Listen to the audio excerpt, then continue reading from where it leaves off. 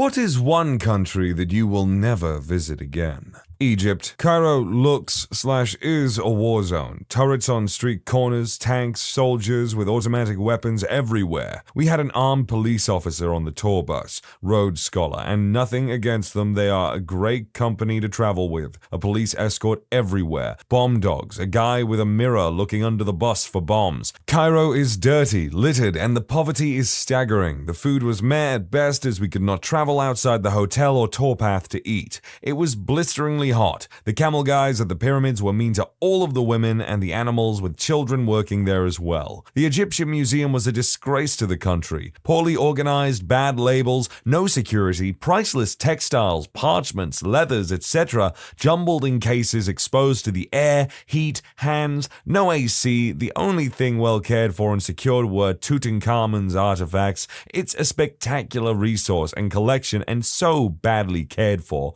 with no curation. The new one's just opened. I sure hope it's better. Once you've seen one temple, one hieroglyphic, you've truly seen them all. It's all about tourist money, and the street vendors were relentless and scary. Even on a nice open boat ride down the Nile, kids paddled up to the boat on wooden doors selling cheap crap or just begging. Never again. This just reminded me how when I was a kid I had The Mummy on videotape. I watched it relentlessly, and I did not want to go to Egypt ever because I thought the scarab beetles actually crawled under your skin and killed you. No offense, but screw the Bahamas. It's a tourist trap and not a very good one at that. More like a third world country trying to play at capitalism. I'll just put it out there, none of the thoughts on these places are mine. The Gambia in West Africa. I've traveled to over 40 countries in my life, including Egypt, Morocco, India, and Cameroon, and the Gambia is by far the worst of the bunch. Went there in 2009 with my girlfriend. We were 20 at the time.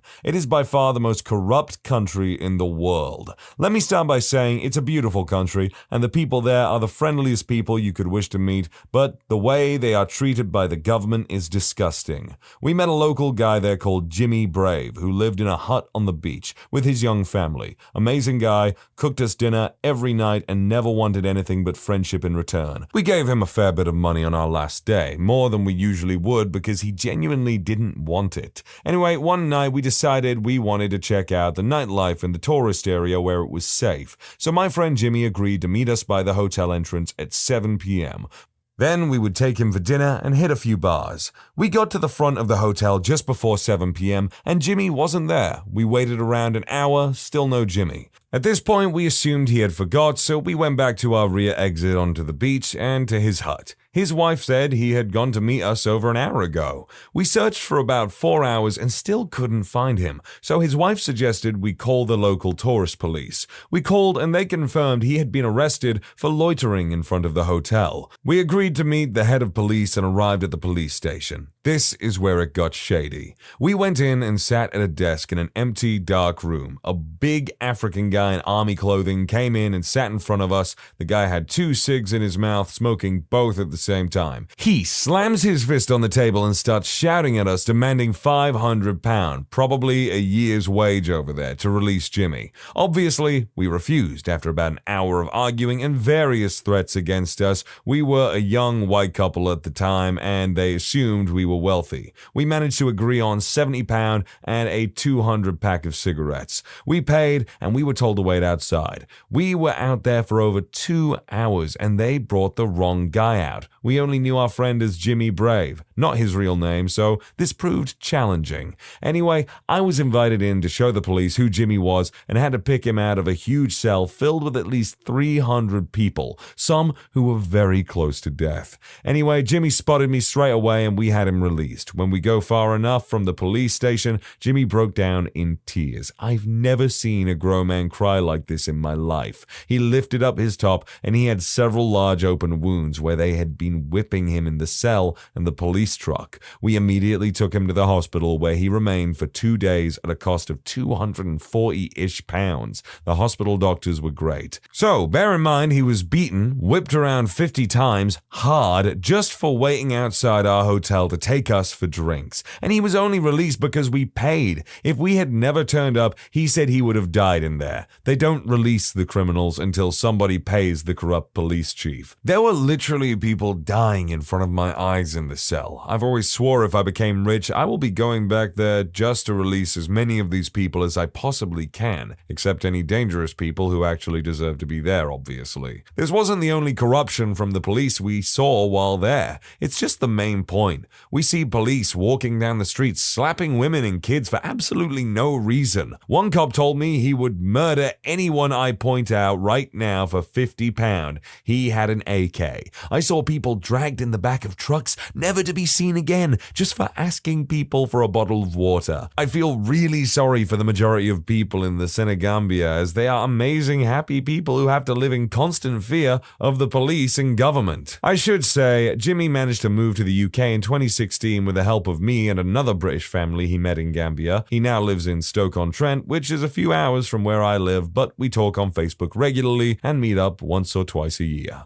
Haiti went on a medical mission. One day was spent at the beach. We got caught in the middle of a protest. I was groped. Several other people were punched. It was terrifying. They only stopped when one of our translators yelled that we were medical workers. We only ended up spending 1 hour at the beach so we wouldn't end up driving back through the same area at night. When we reached that area, it was clear of people. A few overturned vehicles were on fire. A UN detail was hanging out in a big armored vehicle with a very large gun on top. I can't imagine how bad it is now with all of the civil unrest. As of current year and my understanding of the geopolitical and situation that is taking place in Haiti, it has gotten significantly worse. Jamaica. Went for a chill vacation with my then college girlfriend and were very turned off by being asked if we wanted to buy weed every 20 steps. Despite popular misconceptions, weed was quite illegal in Jamaica at the time. I smoked at home in the US occasionally, but wasn't into this trip and didn't want to risk getting arrested in a foreign country. 3 days in and they're wearing us down, so we consider buying a joint. That same day, a tour guide on our river tour warns us without prompting that dudes will sell you weed and then cross the street to tell the cops for an informant fee that you've got weed, after which you get tossed in Jamaican jail and have to bribe your way out. Also, the food was meh. Japan. I'm fat, black, and none too cute. Older people spit at me, no one would sit next to me on the train or would make it painfully obvious they were uncomfortable during rush hours. Young people, adults, teens, older kids, had no filter and would happily laugh at me, make faces, or even throw things at me, though that was only in Shibuya. It was hard for me to get work as a teacher, even with my training and credentials, because I had to have my picture and no one wanted a black and ugly teacher. I felt like a monster the entire time and slowly shut myself away until I had quit my jobs and only left at night to get food from a convenience store. The last time I went outside during the day in Japan, I was going to cancel my cell phone plan before I left. And there, kids and teens pointed and laughed before running away screaming I was a monster. I was mortified when the adults looked at me and I could hear them go, "Well, look at her." It took me 4 months back home to leave my apartment during the day in the States. I didn't go thinking I'd be loved, just thought I'd have a nice experience in my 20s. Japan is a modern, beautiful country with wonderful people, but I just didn't get lucky enough to meet them. My pet peeve is when I mention this. People go, "Oh, Japan was great to me. You must have done something wrong." I'm glad you had a good time. I hope the next person has a great time too. But this happened to be my experience. That's all. Dubai. While interesting, it's really just a total rip-off of Western culture. I flew 12 hours from New York City only to be surrounded by Cheesecake Factory, Wendy's, California Pizza Kitchen, etc. No real culture. Isn't Dubai like a relatively new city by age standards? It's like decades old. I know that the original Dubai was like a fishing village or some crap, I think. But then obviously they modernized and now they're like one of the wonders of the world apparently, that loads of people love to visit as tourists. Cambodia, but only because I was mugged in Phnom Penh. Well, it's a holiday in Cambodia. It's tough, kid, but it's life. It's a holiday in Cambodia. Don't forget to pack a wife. I apologize. I heard Cambodia and I went, yeah, dead Kennedys. Venezuela. I visited my extended family there near Caracas as a young child and had an amazing time, but things there have really gone south since then. Pretty much all my family members that were there have left for obvious reasons. China. I had to go there a couple of times for work, but the feeling of being surveilled, the pollution, the horrible pedestrian experience, and getting scammed by a cabbie turned me off. Thailand. Went there during the coup in 2013. Got stuck. Too much prostitution and child smut and prostitution out in the open for me. Also, being there during the coup and getting a crazy flu and hospitalized in Bangkok frickin' sucked. Love my Thai friends, but Bangkok and Pattaya are just too crazy for me. Singapore. Great company and friendly people, except on the first day I was in a sports bar, beaten up. My assaulter was a man which I later learned was the boyfriend to a woman I asked to dance. Sucker punched and went to the floor immediately. Getting kicked, people intervened after what felt like a minute when he picked up a chair to continue.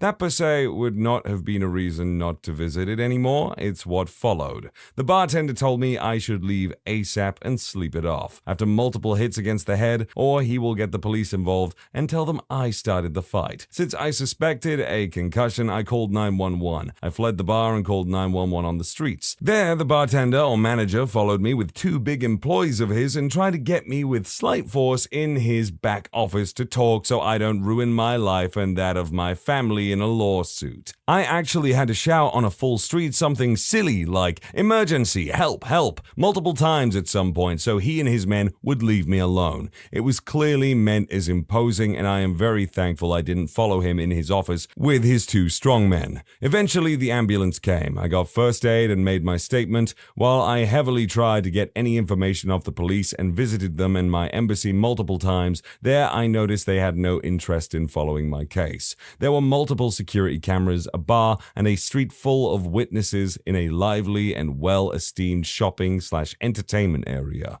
Just no interest of the police to get bad reputation for their city-state, I suppose. Singapore has a very low crime rate, but I'm quite sure my attack never showed up in any statistic whatsoever. Emails and follow-ups by myself, insurance, and my local police were ignored, just dead silent, and condolence from my embassy. Still have minor sight issues on my left eye and very minor headaches after 4 years. Yeah, let this be a reminder or maybe even a note to people who don't know, but one bad hit in the head can really mess up or just completely ruin someone's life. Which is why one-hit KO challenges are stupid and cruel, and you're a dirtbag if you do them. UAE, Dubai frickin' sucks. Built on slavery, arrogant, money, and power-drunk locals. If you're a chick without a man nearby, the men aggressively flirt. Read the Gulf News if you want to see horror stories of how they treat migrant workers. You couldn't pay me to live in that overblown crap hole of big, empty buildings. Afghanistan. I would love to go back and be a tourist, but I don't think I will ever have the opportunity, nor would it be responsible now that I have a family to vacation there.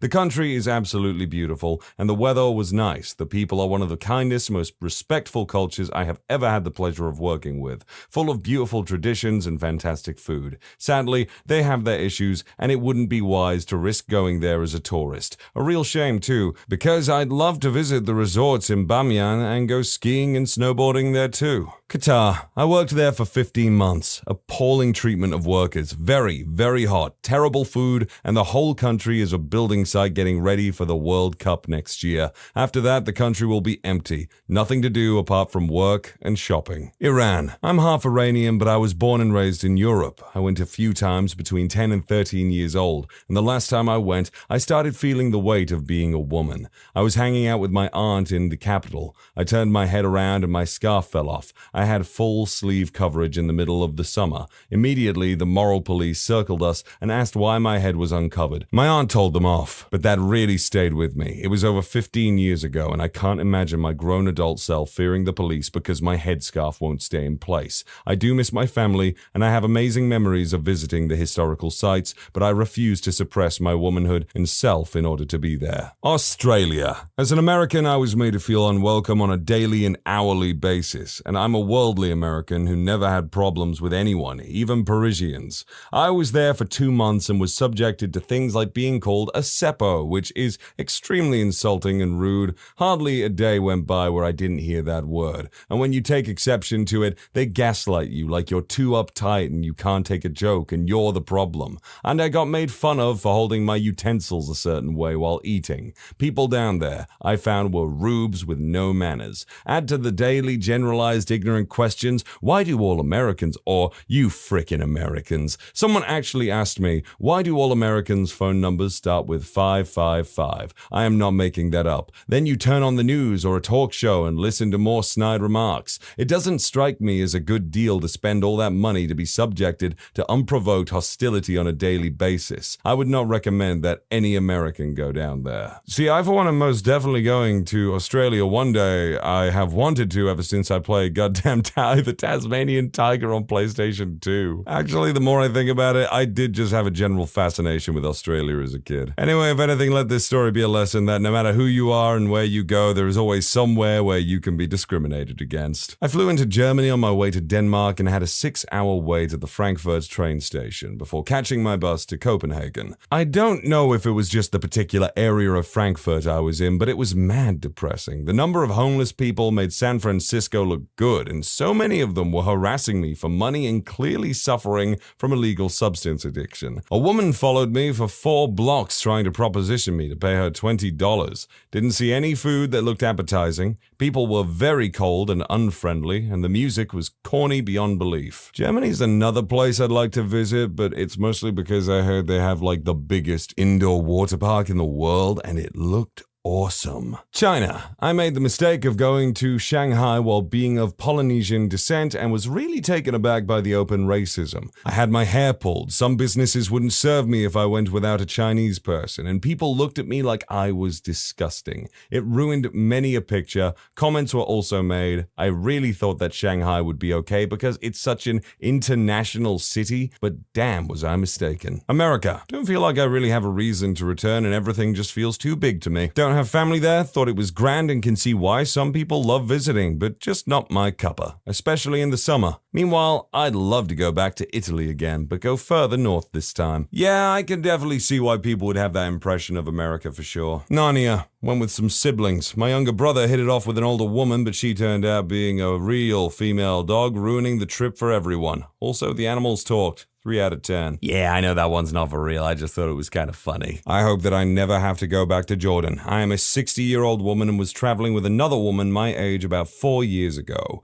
We were so excited to see Petra and to learn about the culture. Instead, we had more than one sexist male tour guide who was verbally anti-Western and Europe. Okay, I can understand politics for sure. However, we, American and Europeans, according to one guide, are responsible for men turning gay, and that Jordanian men were never gay until they saw such things on American and European television. Oh, another one? We're filthy because we have dogs in our houses. Yet another said that he'd never let his wife wear makeup. We wear makeup and we were traveling, just 2 gal pals. Anyway, the food sucks. Their national dish is some slop called mansaf. It tastes like a sheep died of old age and was then slow boiled in poor quality yogurt for 2 days. I then met up with some very cool Palestinians in Hebron after that. They invited me to lunch at their home and I was shocked at the delicious food. I told them that I just came from Jordan and they laughed and said that they all agreed that Jordanian food is garbage. I don't know, I'm looking at the mansaf. It looks alright. It looks like it could be nice. It's not the most appealing thing, but I like the bed of rice it's on. Not a country, but just one city.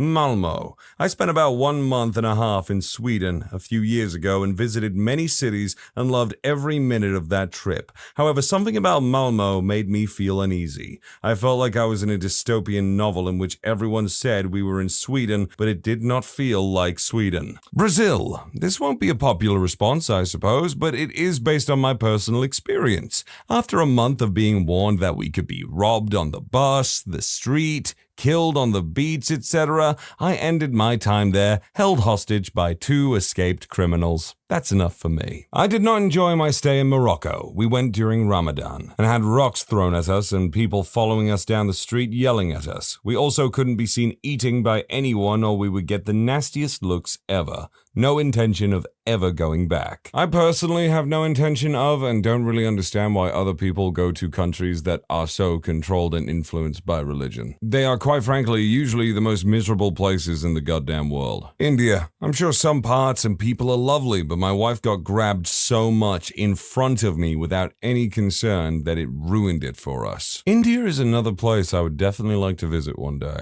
Mostly because I frickin' love Indian food, but also because, it's pretty goddamn beautiful place. Las Vegas. For me, very overrated. Hotels are very similar, expensive, same food in each hotel and casino, too hot in the day, so busy at night. TV has definitely glamorized it. When you subscribe, make sure to hit the bell to turn on notifications. Put the playlist on in the background to finish listening to all the stories. And if you like Am I the Genius, give Am I the Jerk a shot. Linked in the description below.